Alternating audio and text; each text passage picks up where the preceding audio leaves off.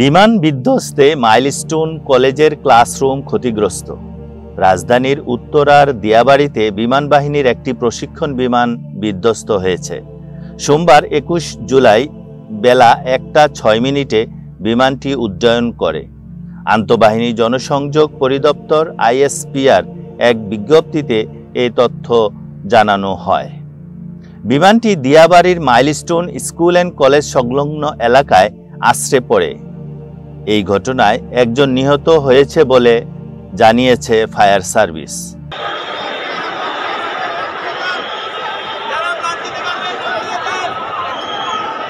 এদিকে মাইলস্টোন কলেজের জনসংযোগ কর্মকর্তা শাহ বুলবুল আহমেদ সংবাদ মাধ্যমকে বলেন, বিদ্যালয় শাখার ক্যান্টিন লাগোয়া একটি ক্লাসরুম বিমান বিধ্বস্তে ক্ষতিগ্রস্ত হয়েছে। কোনো শিক্ষার্থী হতাহত হয়েছে কিনা তা এখনো জানা যায়নি। নিরাপত্তা বাহিনী পুরো এলাকা ঘিরে রেখেছে। কলেজ কর্তৃপক্ষকে ঘটনাস্থলে যেতে দেওয়া হচ্ছে না।